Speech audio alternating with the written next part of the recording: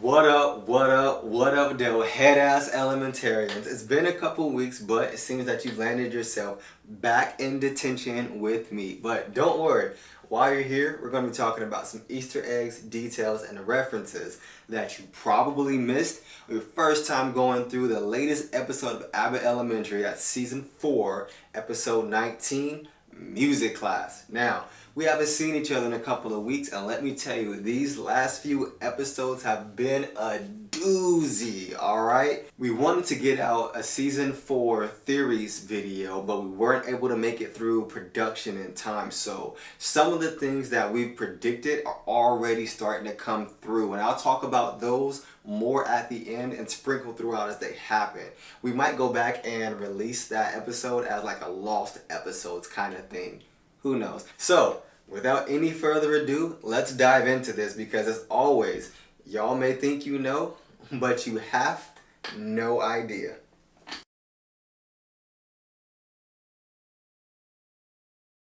One of the first predictions that we made was that season 4 was going to end or season 5 was going to start with Gregory being the principal in some capacity. We're glad to see this happen, even if the way that it happened broke our hearts, alright? So, Gregory, who's a very neat, orderly, and logical person, is starting at the very beginning, which is the announcements going all the way back to 2021, 4 to 5 years ago. So this tracks with how long Ava has been principal, meaning she's never done announcements in her whole principal career, alright? We learned in season 1, episode 1 pilot, that Janine had been a teacher going on 2 years, which means that for our accounting, Janine became a teacher in season 0. Ava is the only principal that Janine has ever known, which means that Ava was already principal in season 0 when Janine became a teacher. So going back 4 years would put us right on track for Ava having never done any of the announcements. That's a lot of words, but what I'm saying is that the timelines match up.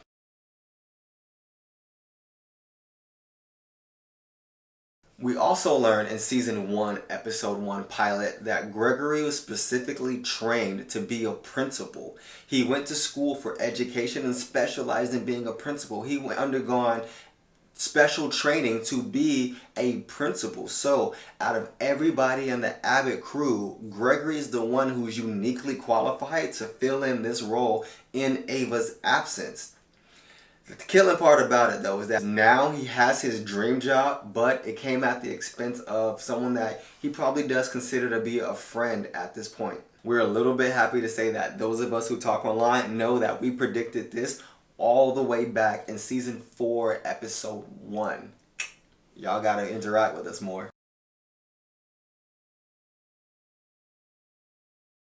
Now, we've seen Ava work a number of her side jobs, side hustles, and extracurricular activities while being a principal over the course of the show. These are things that are both sanctioned and unsanctioned.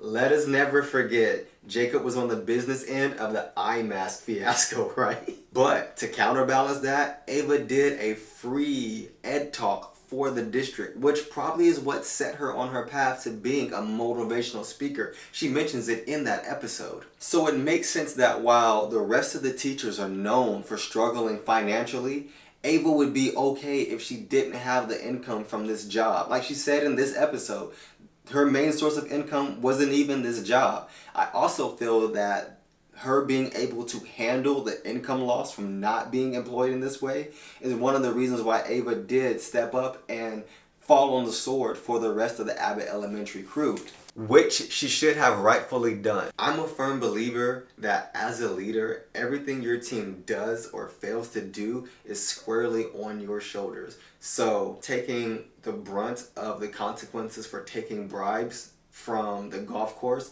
is exactly what she should have done as a leader, and I think it's something that she learned while matriculating legally within the boundaries of Harvard University.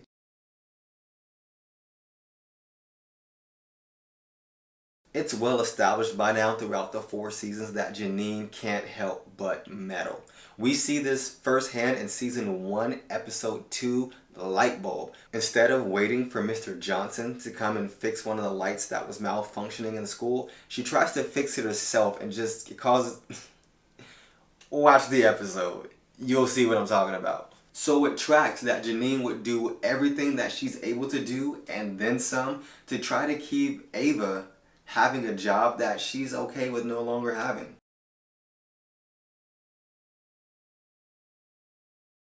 In a previous episode, Ava famously told somebody that as she was about to leave them, "You're welcome for my time." I think this phrase is the other side of that one, and it hits on something that I personally love about Ava the most. And that's that Ava knows what her time is worth, and she doesn't let anybody waste it or forget it. We could all be a little bit more like Ava in our daily lives.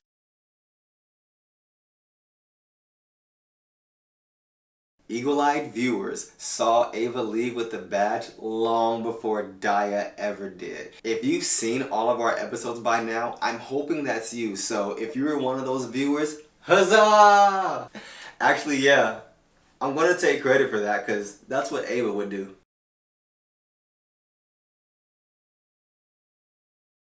The music teacher, who is Miss Davis, was already reported as being out as early as season 4, episode 16, Books. Now, Gregory was the first one to fill in for that position, and now Barbara is the second to take up that mantle. I think what they're getting at here is that whether it's a public school or a private school, whether it's funding or personnel, arts are always the first program that gets cut. It's also one of the last to be filled, especially in the public schools. However, I am excited that a recent art revival in the school system is changing that a little bit. This revival is putting focus back on arts to the point where in some school districts, their STEM program, that is science, technology, engineering, and mathematics, is now a STEAM program, which is the same thing with arts included.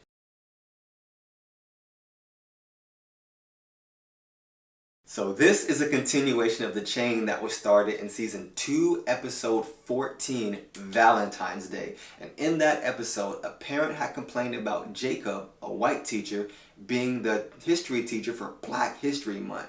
Ava, at first, sat in on that class as kind of like an audit to make sure that he was teaching according to curriculum, but she became so enthralled that she became one of the students with the other kids. She was doing assignments and everything, y'all. Now, adding another link to that chain, Jacob is sitting in on Barbara's class, and he's one of the students as well. It leads me to wonder if Barbara continues the chain in that cycle, which is highly unlikely, by the way, whose class would she sit in on? We got some theories, but write them down on your desks down below.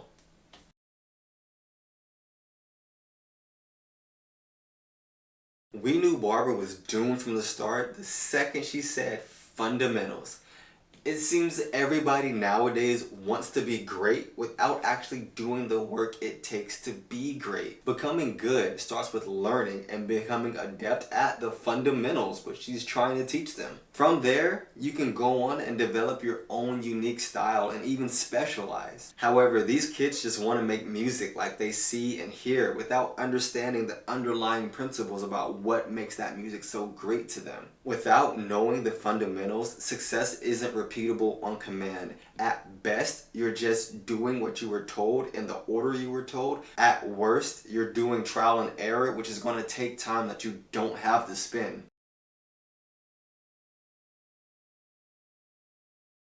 So in high school, I took Advanced Algebra 2 a year before I was supposed to.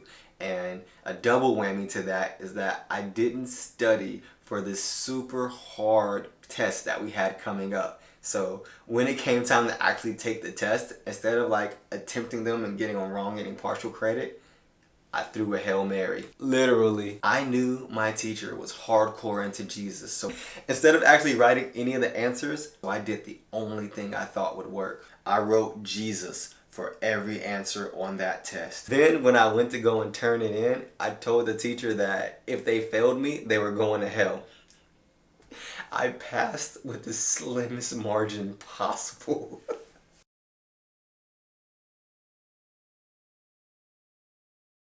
James Brown was an extremely influential singer, songwriter, dancer, and entertainer whose career started in 1953 and lasted all the way through the 70s and beyond. He's widely recognized as creating what we now call soul music, which is why one of his nicknames is the Godfather of Soul. He also had a very distinctive way of singing. You can ask Eddie Murphy about that one. He was a fantastic performer, which earned him the nickname the hardest working man in showbiz. He was known for doing a bit where as he was singing, he'd pretend to just be exhausted or even faint and collapse on stage. And he'd have one of his people come and drape a cape over him, and he would miraculously spring to life and keep on going. He was also an incredible dancer, and his dance moves were copied by Michael Jackson, whose dance moves was copied by Usher Raymond, Omarion, and Chris Brown, whose dance moves are copied by numerous people in the music and entertainment industry today. It all traces back to him.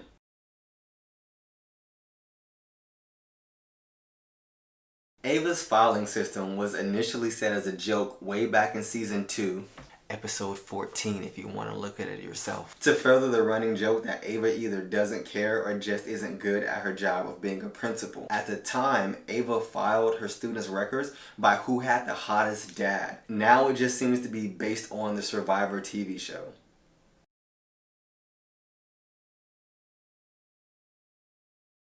Ava works very hard to appear aloof and as though she doesn't really care about the Abbott cast and doesn't want to be cared about by the Abbott crew, but we know that's not actually the case.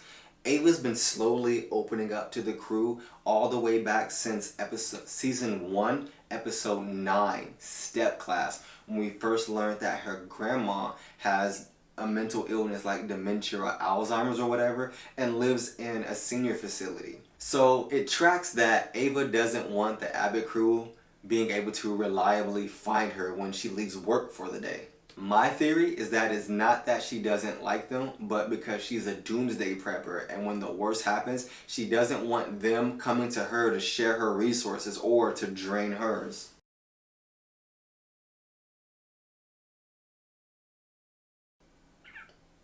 I've never been in a position where I have to do an appeal, but I feel like if I was, I'd feel exactly like Ava does. I'm not finna beg you to rule against me twice.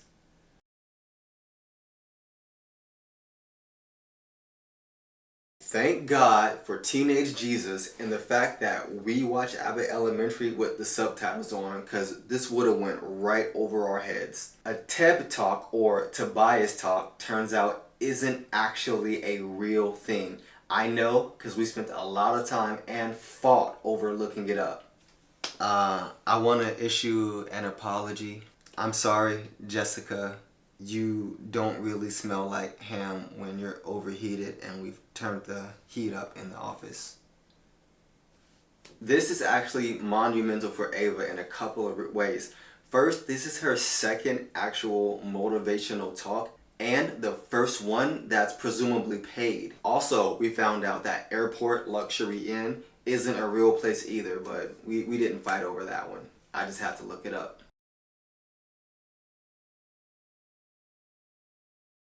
In this episode, we see Ava driving a Lexus, which is technically a luxury car. It's not the kind of luxury car that we thought someone who dates ball players and owns a party bus would drive. We really had her pegged more for a Rolls Royce or Jaguar, a Bentley kind of girl. So maybe she's not as rich as we thought.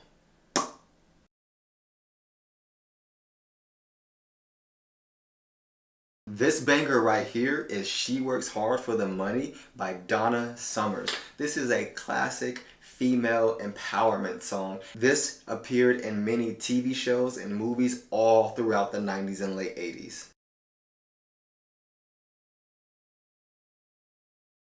The downside of being a leader is that you're 100% getting roasted in a group chat. You just have to accept that for every group chat you're in, There's an identical one without you, and they are flambeing you every hour of the work hour. They're making memes and remixes about you all day, every day, which Barbara unfortunately is finding out now. You just gotta deal with it.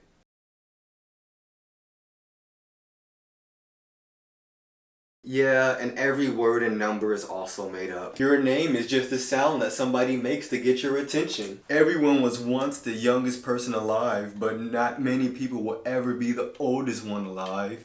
What's your point, Barbara?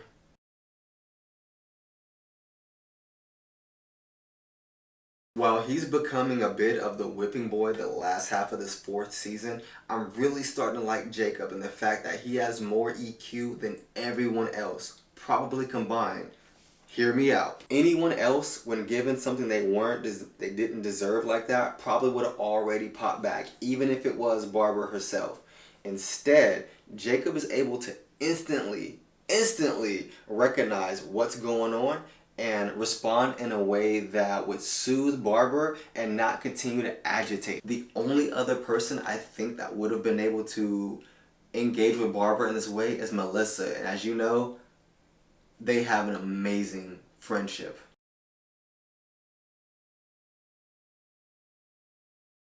A lot of people online thought that Gregory was completely overreacting and having a meltdown over the filing system, but if you've been following his character, this tracks. Let's start with the fact that Gregory has a military background. He's very much a person of order and logic and does well in those kinds of environments.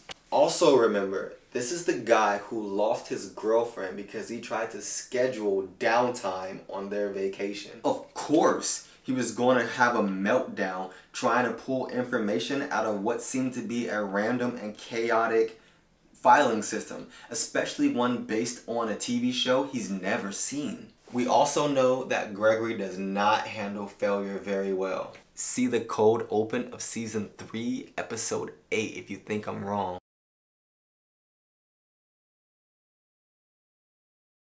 I'm not even gonna lie to y'all, we completely whiffed on that one. So Boston Rob, aka Rob Mariano, was on Survivor and 2 times on The Amazing Race. Both are ABC shows, so shameless plug there. Surprisingly, none of us had ever seen those shows, so everything I told you had to 100% be looked up.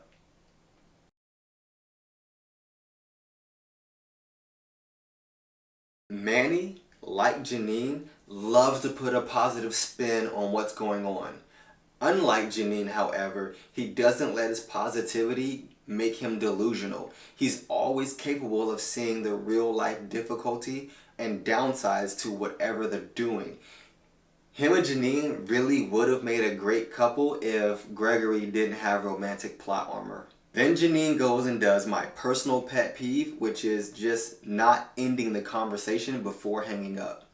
Are y'all really that rude? No wonder y'all got detention.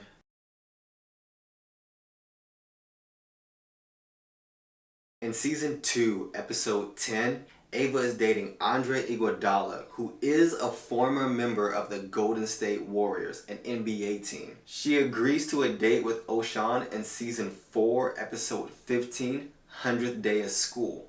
Now, I choose to believe that although Ava may talk to a couple of people, she's only ever dating one of them at a time. Like a lady. So she's probably broken up with Andre by this point. She then goes on a date with O'Shawn in season 4, episode 17, Karaoke, and I'm for sure it's over between the two of them by then. And the fact that she changed her voicemail to represent this is absolutely hilarious and 100% on brand for Ava. He's welcome for her time.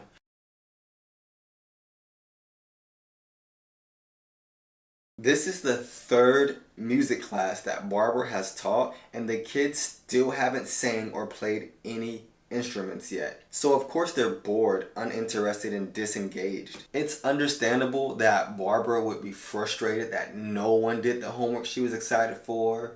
On the other hand though, nobody wants to do a writing assignment in a music class. I do wonder what Jacob taught them when he was their teacher for the day.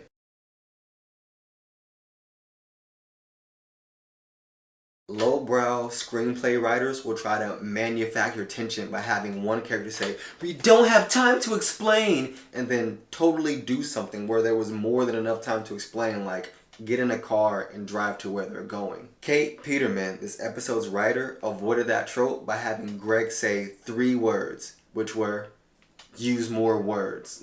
So Janine could say that she's going to explain on the way. It means that Kate Peterman is a better writer than those hacks.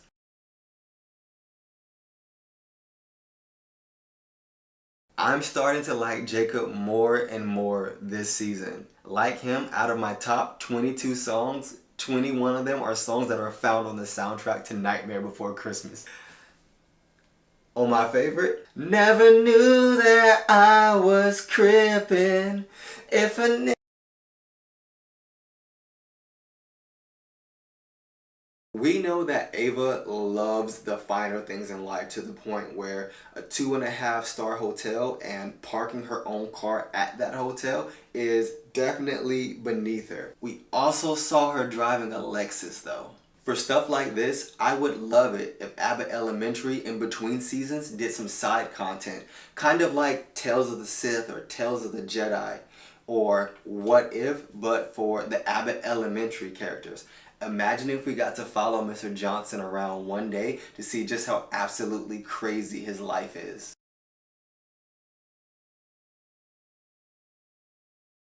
Alright, let's be honest. None of us expected Ava's pep talk to actually be a pep rally, especially after the first 2 Ava Fests. The first Ava Fest was a success, but it was built off the lie that Jasmine Sullivan was going to be in attendance. You can fact check me in season 2, episode 19, Festival. The second Ava Fest was also a success, although we all thought that she was lying when she said that Questlove was going to be a part of it as well. You can see this in season 3, episode 10, 2 Ava, 2 Fest. I'm actually very proud and very excited for Ava for this because this is only her second talk and the first one that we know of to be public, so of course we expected it to be small. It's not in character for Ava to do anything small or half-assed, so of course this was going to be an overwhelming and resounding success, y'all.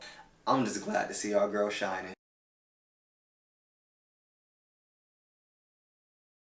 The hype man said that Ava took Abbott Elementary from the bottom 1% into the double digits. Now, this could be him throwing a little bit of shade for some reason because the double digits starts at 10%, which is a tenfold increase, but personally, I choose to believe that Ava got Abbott into the 90 percentile because I just love to see them shine.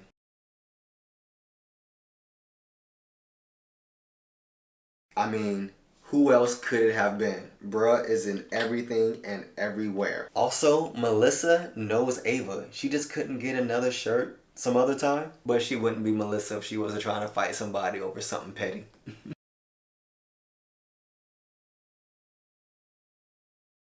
And this brings us to the crux of the episode and what I think is the crux of the season as a whole. And that's life is about dealing with change. The healthiest way to deal with change isn't to fight and resist it with all you have. It's to go forward and embrace it and deal with the parts that you don't like as they come. Kelsey Grammer as Fraser Crane once said something that changed my life, and it was that if you don't like how your life is going, change it. And if that turns out to be a mistake, well, change it again. I feel like Kate Peterman here is making fun of so-called self-help gurus and life coaches here. And they totally deserve it, by the way. But all their advice boils down to one thing, and that's you have the power and responsibility to change your own life. This ties into some theories that I'm going to go into at the end of the video, but I think season 5 is going to have a big shakeup and a big change from season 4, and this is the way the writers are telling us this is going to happen.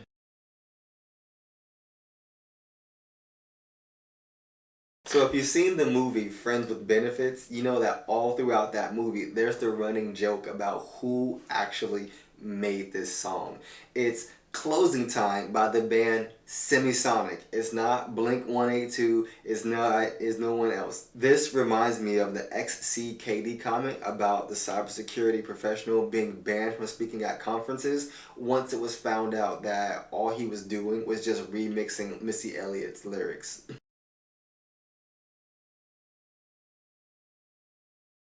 When meeting a female, it was a sign of respect and chivalry and having manners that instead of shaking her hand like a business deal, you would grab her hand and lightly and politely kiss it.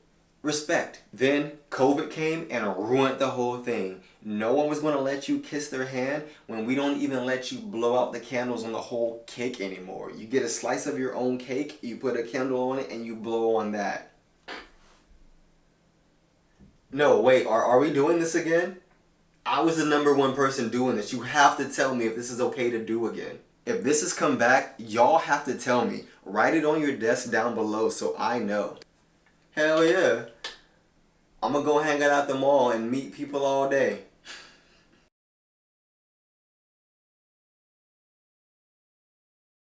I think this is in reference to how middle-class white women randomly just throw Spanish words into the conversation. But I'm not quite sure, so write this down on y'all desk too. It's really confusing to people who speak multiple languages, in this case Spanish, because if you start the conversation with hola, I'm going to assume the conversation is in Spanish, and then when I see your eyes gloss over because I continue speaking in Spanish that you weren't ready for, then I feel confused on why you would even set me up like that.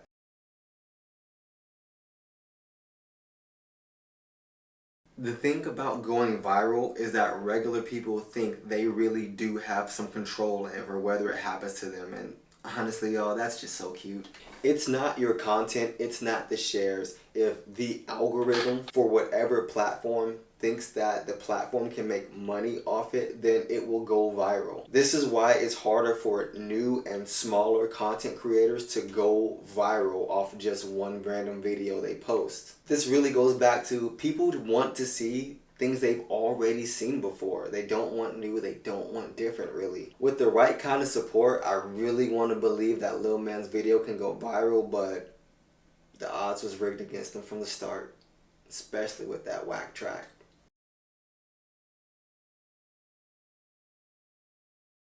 I've taught a lot of adults in my life, and I've learned that teaching them the why to something is the most important thing that you can do. Even after a couple attempts at learning something, you can still be shaky on the what. Knowing the why you're doing something helps that person reconstruct the what when you're not around to help them. Without understanding the why behind the what, they're really just doing what they've been told to do with no understanding on how to troubleshoot when it doesn't work. At best. At worst, they're really just trying things at random.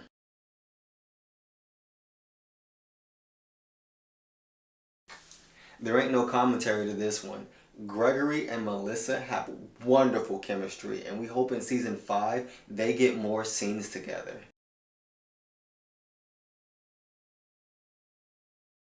Y'all wasn't around to see it. We really did predict that Gregory would get a chance at being the principal. We did predict that Ava would lose her job over taking the bribes for the golf course. One of the things that's left to be seen is what happens with Barbara. We really do think that in the upcoming season, she will either be retired or flirting with retirement coming on. Alright, my head ass elementarians, that's Easter eggs and references and details that you might have missed in season 4, episode 19, music class. So grab your bags and pick up them Uno cards, my head ass elementarians, because once I lock these doors, you're not coming back in. And don't forget, Abbott Elementary drops new episodes every Wednesday on ABC and the next day on Hulu.